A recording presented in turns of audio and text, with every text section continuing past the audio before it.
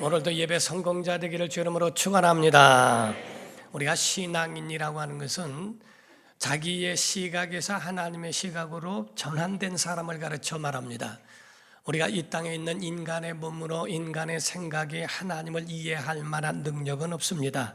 그러므로서 하나님의 시각으로 전환되어져야 하나님을 이해하고 하나님의 음성을 들으며 살아갈 줄 안다는 거죠.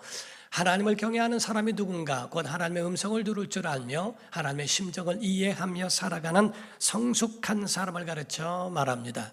철없는 어린아이들은 처음에는 자기만 압니다. 오직 다고 자기를 위해서, 나를 위해서 전부가 다 자기의 중심으로 움직여지고 자기 중심으로 모든 요구를 부모님께 하지만은 성장한 다음에는 부모의 마음을 이해합니다.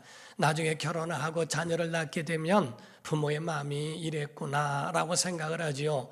어떤 분이 시를 썼을 때에 어머니는 다 그런 줄 알았습니다라고 이야기를 하지요. 어머니가 다 모든 것들을 다 내놓고 정말 눈물을 흘리고 했던 그러한 모습은 생각하지 못하고 배부르다 한 것이 진짜 배부른 줄 알았고, 행복하다 했던 그런 모든 표현들이 다 그런 줄 알았는데 뒷모습에는 그렇지 않은 그런 보는 모습을 보게 되는 것에 대하여 딸로서 그 엄마를 생각하면서 눈물을 흘리며 쓴 시도 없지 않아 있습니다.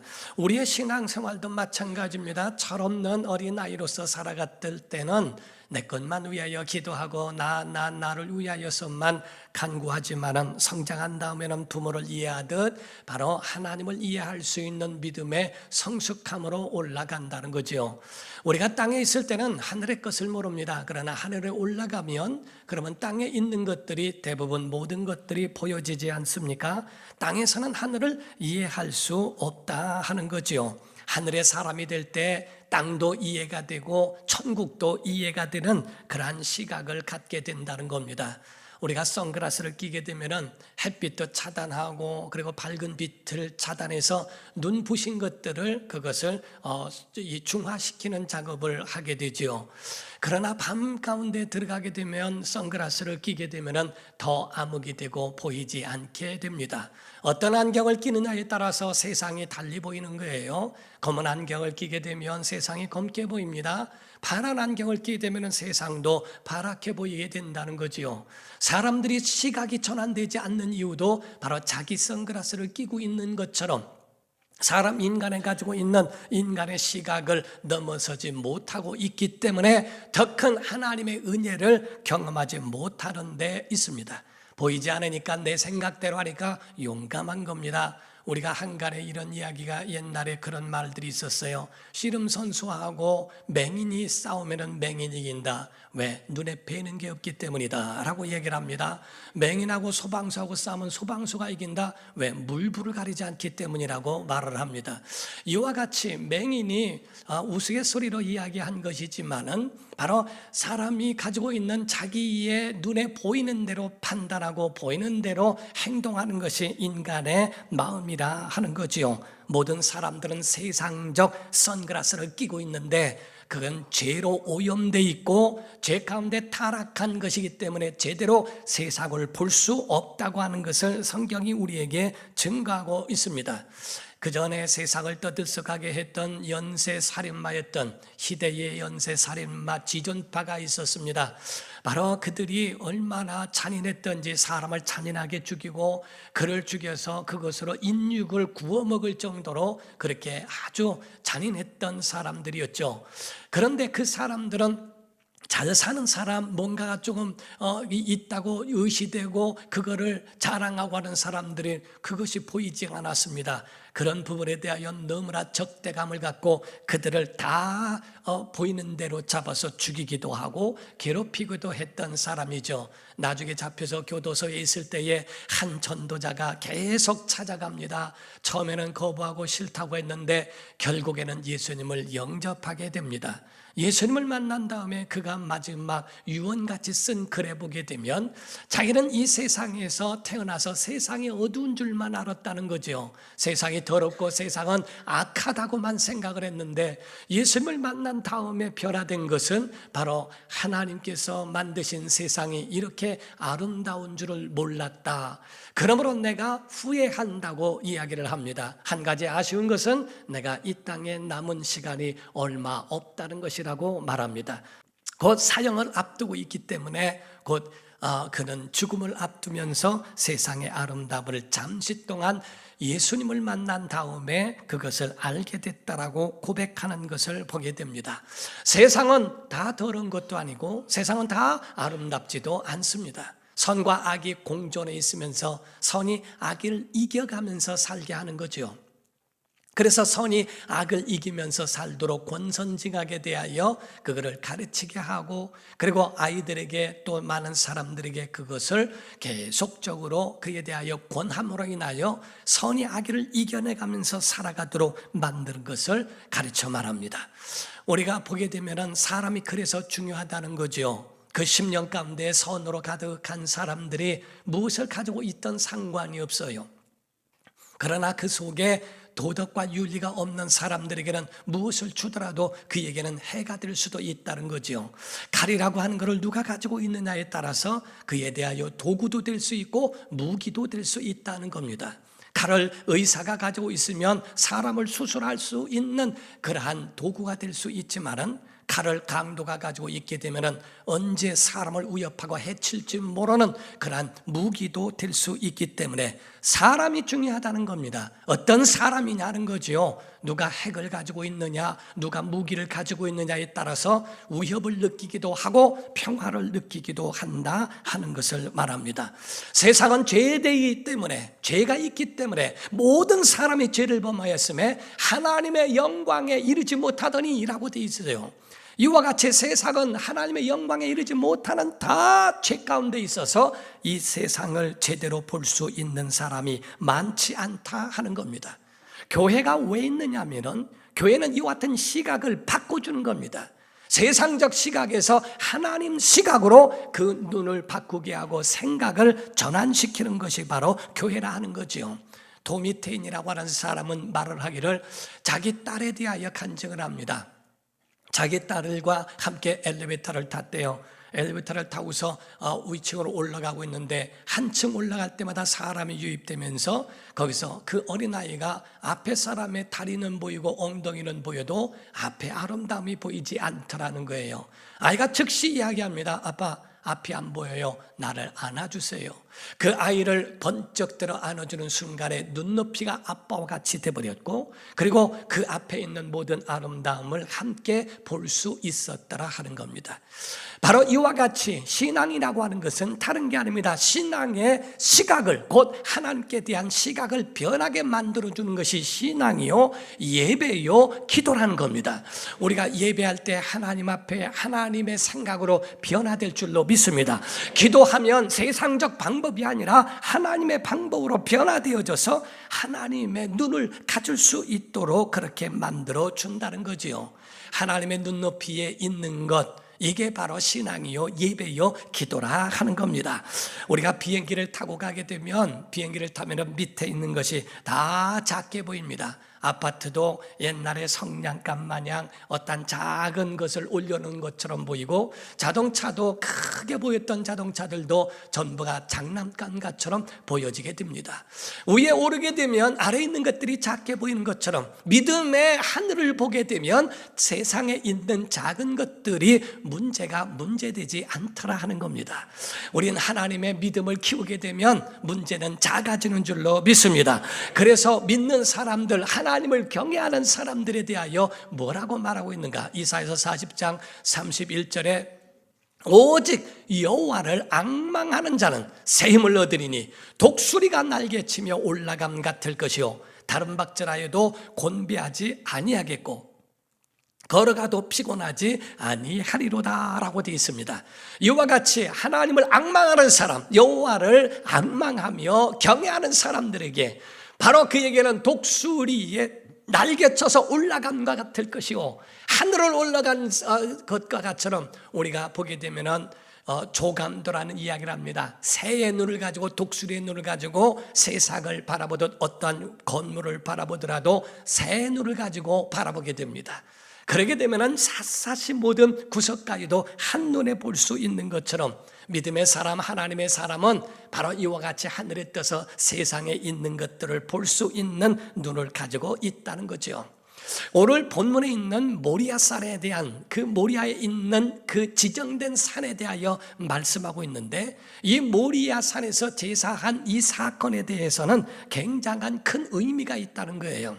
신약에는 예수님의 십자가 갈보리 사건이 있다면, 구약에는 이와 같이 이삭의 모리아산에서 제사로 드려지는 이러한 사건이 크게 보여지고 있다고 하는데, 모리아의 뜻이라고 하는 것은 야훼께서 보신다라는 의미도 함께 포함되어 있다는 겁니다.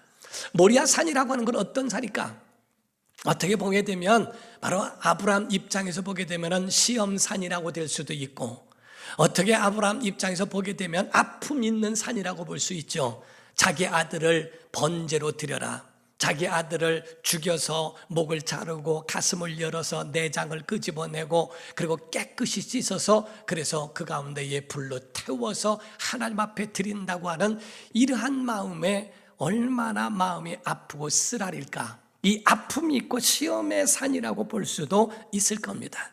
그러나 하나님이 보신 시각은 달라요. 모리아라고 하는 그 땅에 있는 그 산은, 그건 하나님께서 아브라함으로 그 믿음을 시험하신 산이요, 믿음을 크게 만들어준 예배의 절정을 알게 해준 산이라고 보는 겁니다. 모리아에 갔을 때 그때의 하나님의 마음을 이해하고 예배의 절정을 체험하고 경험하게 됐다 하는 얘기죠. 하나님께서는 어느 날 아브라함을 벼랑 끝으로 밀어내셨습니다. 그리고 벼랑 끝에서 하나님을 발견하고 하나님과의 정말 함께하는 그 모습을 보게끔 만들어 놓으셨다 하는 거죠. 창세기 22장 2절에 보니까 여호와께서 이르시되 내 아들 내 사랑하는 독자 이삭을 데리고 모리아 땅으로 가서 내가 내게 일러준 한 산, 거기서 그를 번제로 드리라고 말씀을 했어요. 여기서 하나님이 지정을 하셨습니다. 두리뭉실하게 말씀한 것이 아니라 내 아들, 내 사랑하는 독자 이삭, 이렇게 말씀했죠. 이스마엘이라고 하는 아들도 있지만은 그 가운데에 덜 사랑하고 많이 사랑하고 이 차이로 두지 아니하고, 하나님은 이스마엘 말고 독자 이삭 하고 하나님이 그에게 말씀하시면서 명령을 하게 하신 겁니다. 명령을 하신 겁니다. 이 모리아산에서 예배 제사의 그런 산으로서 올라서게 되었는데, 그것은 어떤 산인가? 복의 산이요 예배 절정의 산이라고 하는 것을 말하고 있어요. 그 이전에는 아브라함은 그냥 하나님을 경외하면서 살아갔던, 그냥 작은 일들에 대하여 하나님을 경외하며 살았던, 그러한 응답받으며 살았던 신앙이었습니다. 모리아에 가기 전까지는 하나님이 그에 대한 믿음에 대해서 정말 하나님이 인정하지 않았다 이 말이야. 오늘날 교회를 나와도요, 신앙이 아니라 취미로 오는 사람들도 많습니다.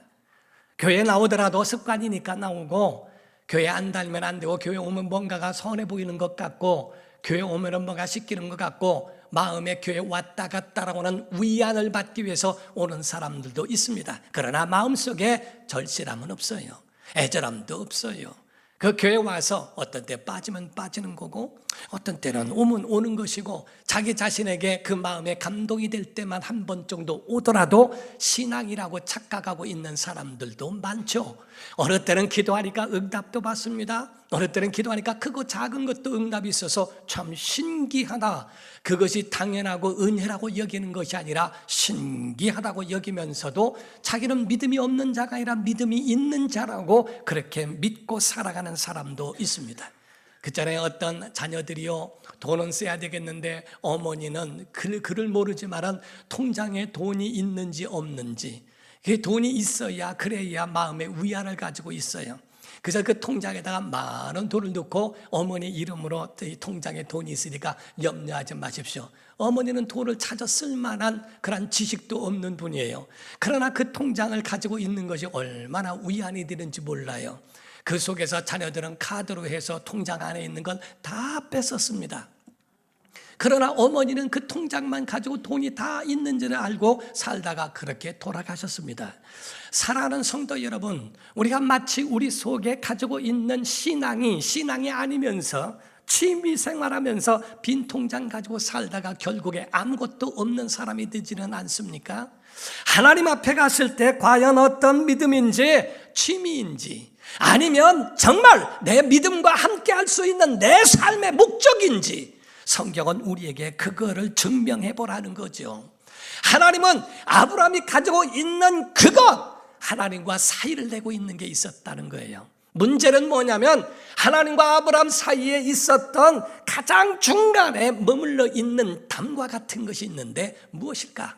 아브라함이 가장 사랑하는 게 뭘까요? 명예일까요? 권력일까요? 권세일까요? 물질일까요? 그가 가장 사랑하는 것이 독자였습니다. 가장 사랑하는 것이 이삭이었어요. 이삭만 보면 행복했고, 이삭만 보면 즐거웠고, 이삭만 보면 모든 것을 다 가지고 있는 것처럼 하고 있는 그 모습을 보게 됩니다. 하나님은 그건 내놓으라는 거예요. 모리아 산에 가서 내가 지시한 땅으로 가서 내가 사랑하는 독자 이삭, 그를 번제로 드려라. 그에 대하여 아브라함은 한 번 얻어맞은 것처럼 굉장히 충격을 받았을 겁니다. 내게 가장 소중한 것이라고 한 것, 하나님은 그것이 너에게는 소중할지라도 내가 볼 때 하나님의 시각으로는 우상이라고도 보신다는 겁니다. 오늘 우리가 가지고 있는 것, 어떤 사람은 물질에는 별로 관심이 없는 사람이 있습니다. 우상이 안 돼요. 그러나 오직 자기의 명예가 관심이고 자기의 목적이고 그것이 가장 소중한 것인 사람도 있습니다. 그것이 바로 그에 대하여 우상입니다. 어떤 사람은 쾌락을 위해서는 모든 돈을 아끼지 않습니다. 술을 마시고 뭐 하는데 돈을 팍 씁니다. 자기가 원하는 육체적 쾌락과 이런 것을 위해서는 엄청나도 주를 위해서는 한 번 쓴 일이 없습니다. 모든 시간의 쾌락을 위해서 주일이든 언제든 간에 자기에게 낚시 가자, 뭐 가자, 놀러 가자 하는 소리에는 모든 걸 마다하고 뒤로하고 다 집어치고 따라가는 사람이 있습니다. 가정도 뭐고 다 소용없는 사람, 무엇이 자기에게 하나님과 사이를 막고 있는 우상이 되겠는가 하는 거죠. 타락과 시험은 다른 게 아닙니다. 타락은 어떤 사건과 어떤 일로 인하여 하나님이 보이지 않는 거예요. 시험 들었다는 것은 사람 때문에 하나님이 안 보이는 것을 말합니다. 하나님이 보여야 되는데 하나님이 보이지 않아요. 사랑하는 것이 됐든 미워하는 것이 됐든 그게 내 마음에 너무 큰 범위를 차지하고 있다는 것을 여러분이 아십니까? 사람마다 이와 같은 아킬레스가 다 있다 하는 겁니다. 성경은 그걸 우상이라고 말하고 있다는 거죠. 하나님은 이유 없이 설명도 하지 않습니다. 야, 아브라함아, 이삭을 좀 바쳐주면 안 되겠니? 사실은 내가 이러이러하고 하나님의 마음을 미리 얘기하신 적도 없습니다. 그냥 하나님께 바치라는 거예요. 마틴 루터는 말하기를 하나님의 명령을 받을 때 신앙인들이라면 하나님의 명령을 받을 때에 왜요라고 말하는 게 아니라 하나님의 사람은 어떻게 할까요? 라고 말해야 된다라고 말을 했어요. 하나님의 사람이라면 하나님이 명령하실 때 왜요? 내가 왜 그래야지요? 라고 반문하는 것이 아니고 하나님께서 그럼 내가 어떻게 하기를 원하십니까? 라고 묻는 것, 이게 바로 신앙이라는 거죠. 내 생각을 포기하고 하나님의 생각으로 전환시켜야 한다는 겁니다. 여러분에게 묻습니다. 여러분, 모든 만물이 하나님의 것임을 인정하시면 아멘 하십시오. 창세기 1장 1절에 태초에 하나님이 천지를 창조하시니라 하신 것처럼 모든 만물은 다 하나님의 거예요. 그런데 그 중에 하나는 내 겁니다, 하나님의 거 아닙니다 라고 말한다고 하는 것, 그게 우상이 될 수 있다는 거지요. 하나님은 그거를 요구하실 수 있어요. 그거에 대하여 하나님이 달라고. 왜? 만물의 주인이시니까. 여러분과 저는 예배를 통하여서 내 생각을 포기해야 됩니다. 하나님의 것임을 인정해야 됩니다. 하나님의 은혜로 우리는 살고 있다고 믿어야 합니다. 그럴 때 하나님을 이해하게 되는 거예요. 하나님과의 연결되어지는, 접속되어져 있는 그러한 여러분, 믿음이 무엇인가에 대하여 말하고 있죠. 산 아래에서는 하나님을 절대 이해하지 못합니다. 하나님이 지정하신 그 산에 가야 비로소 하나님을 이해하고 하나님께 순종할 수 있는 마음을 갖게 된다는 거죠. 아브라함의 신앙에는 굉장히 마음의 갈등도 없지 않아 있었을 텐데도 불구하고 성경은 순종하며 살았어요. 오늘 본문 말씀의 창세기 22장 3절을 보게 되면 아브라함의 아침에 일찍 일어났다고 그랬어요. 늦잠을 부린 것도 아니고 조금이라도 더 생각한 게 아니라 일찍 일어나 나귀의 안장을 지우고 두 종과 그의 아들 이삭을 데리고 번제에 쓸 나무를 쪼개어 가지고 떠나 하나님이 자기에게 일러주신 곳으로 갔다고 성경은 말하고 있습니다. 밤을 새웠을 수도 있죠. 내가 아들을 죽여야 되나? 어떻게 해야지? 뭐를 할까? 하나님 앞에 기도해야 되나? 어떻게 해야 되나? 많은 갈등으로 밤을 새웠을지라도 그는 아침에 일찍 일어나 하나님의 명령대로 모든 것들을 다 하게 됩니다. 침묵 속에서 가고 있다가 3일 길을 가는데 가고 있다가 그 가운데 자기의 마음을 무너지게 하는 말을 아들에게 듣게 되죠. 그 가운데에 창세기 22장 6절에서 8절입니다. 아브라함이 이에 번제 나무를 가져다가 그의 아들 이삭에게 지우고, 예수님 십자가를 지우신 것과 같죠.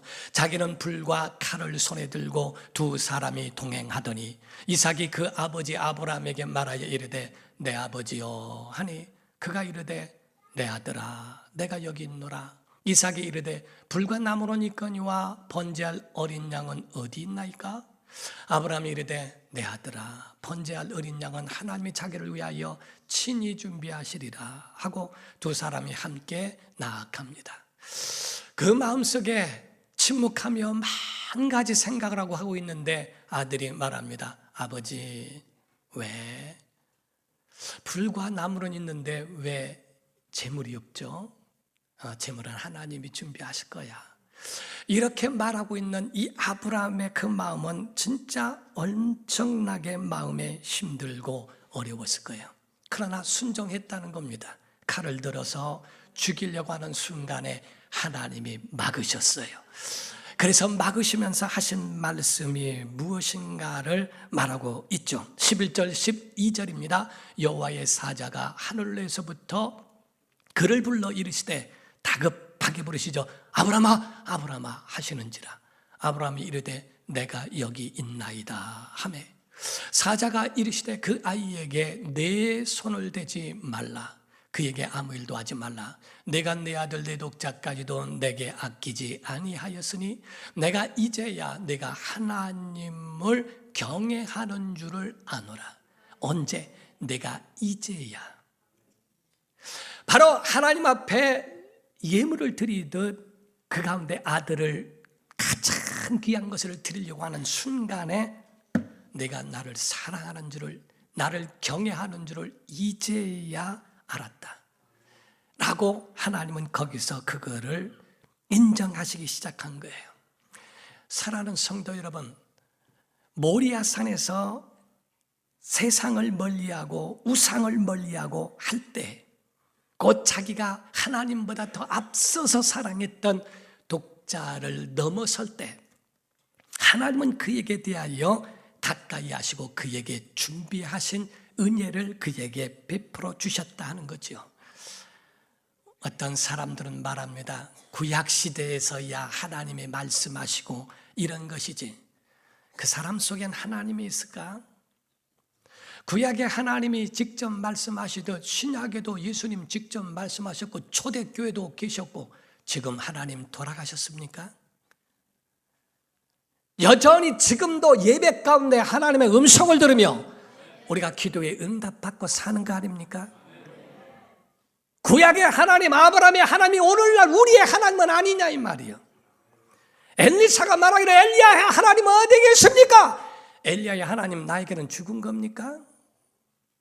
엘리야와 함께 하셨던 그 하나님 나와 함께 해달라고 하는 엘리사처럼 오늘도 구약의 역사하신 하나님이 시대가 어느 시대고 과학의 시대인데 오늘날 믿음 자체가 벌써 퇴색해졌고 잘못돼 가고 있어요.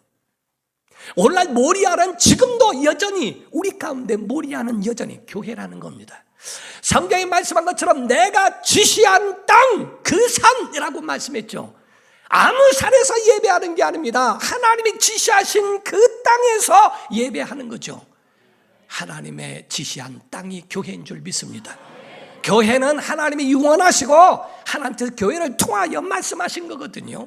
그럴 때 하나님이 이루시는 겁니다. 13절 14절에 보니까 아브라함이 눈을 들어 살펴본 적 한 순양이 뒤에 있는데 뿔이 수풀에 걸려 있는지라 아브라함이 가서 그 순양을 가져다가 아들을 대신하여 번제로 드렸더라. 아브라함이 그 땅 이름을 여호와 이레라 하였으므로 오늘날까지 사람들이 이르기를 여호와의 산에서 준비되리라 하더라. 여호와의 이레란 말은 여호와의 산에서 준비되었다라는 말씀이 그 안에 들어 있습니다. 사랑하는 성도 여러분, 하나님은 얼마나 자상하신지 눈을 만드시기 전에 빛을 창조하셨고 코를 만드시기 전에 공기가 있게 하셨고 발을 만드시기 전에 땅을 준비하셨으며 입을 만드시기 전에 음식을 만들어 주셨고 갈대아우를 떠나라고 하시는 하나님의 명령 가운데 이미 하나님은 그 가운데 가나안을 준비해 주신 줄로 믿습니다. 오늘 예배하러 온 여러분들을 위하여 예배만 하나님이 요구하신 것이 아니라 예배를 통하여 하나님은 예배 가운데 응답도 주실 것이고 권능도 주실 것입니다. 문제 해결과 질병에서 건져주시는 하나님의 능력과 은혜가 있는 줄로 믿습니다. 이와 같은 하나님의 은혜가 우리 속에서 살아있는 걸 오늘도 체험하는 게 성령의 역사요. 구약의 하나님이 지금의 하나님은 아닙니까? 신약의 주님, 이 땅에 오신 주님은 돌아가신 거 아닙니다. 예수 그리스도는 어제나 오늘이나 영원토록 우리와 함께 하시고 동일하신 주님인 줄로 믿습니다. 오늘날 예배의 절정을 경험하는 여러분과 제가 되기를 예수 이름으로 축원합니다. 바로 일치된 신앙이라고 하는 것은 하나님과 눈높이를 같이 하라는 거예요. 모리아산에 갔을 때만 하나님의 눈을 시각을 가질 수 있다는 거죠. 사람이 모리아산에 가기 이전에 자기 땅에 있을 때는 절대로 하나님이 보이지 않습니다. 산양을 만나서 제사할 수 있다고 하는 것은 하나님이 미리 가르쳐 준 것도 아닙니다. 바로 그곳에 갔을 때만 하나님의 음성을 들을 수 있고 그곳에 갔을 때만 하나님이 주신 은혜가 있어요. 여러분, 하나님 앞에 드리면 세상에 뺏기지 않습니다. 하나님께 드리지 아니하면 세상에 뺏겨버리게 되죠. 사도 바울은 말하기를 내가 하나님을 아는 가장 고상한 지식을 인하여 내가 가지고 있는 내 의의를 다 배설물처럼 여겼다라고 얘기했습니다. 다 버렸다고 돼 있어요. 그런데 하나님이 그걸 다 버리게 두셨을까? 그렇지 않습니다. 하나님은 하나님의 도구로 전환시켜 주셨어요. 우리가 하나님 앞에 드려지는 모든 시간과 물질과 모든 것은 하나님의 은혜의 삶으로 우리를 변화시키시고 여호와의 산에서 준비하신 여호와의 이레의 역사가 있는 줄로 믿습니다. 우리의 신앙은 예배의 자리에 올라가 하나님과 하나님의 눈높이에 함께함으로써 하나님과 일치된 신앙으로 우리 것만 다고다고 하는 그런 믿음이 아니라 성숙한 믿음으로 하나님의 시각에서 세상을 바라볼 수 있는 믿음으로 성숙한 여러분과 제가 되기를 예수 이름으로 축원합니다. 기도하겠습니다. 이 시간에 나같이 통성으로 기도할 때 하나님 우리에게 명하여 주시고 우리의 눈높이가 하나님의 자리에 오르게 하소서. 오늘 주일에 주 앞에 나와 기도하며 예배하며 정말 주의 말씀을 듣고 하는 것 시간 뺏긴 게 아닙니다. 드린 겁니다. 하나님은 여러분에게 은혜로 갚아주실 것이고 능력으로 보상해 주실 거예요. 하나님 우리에게 은혜 주시고 능력을 주시옵소서. 이 자리가 모리아산이 되게 도와주옵소서. 주님을 만나는 우리의 눈높이가 하나님의 그 신 하나님의 눈과 일치될 수 있도록 우리의 삶을 붙잡아 달라고 다 같이 간절한 마음으로 통성으로 기도합니다.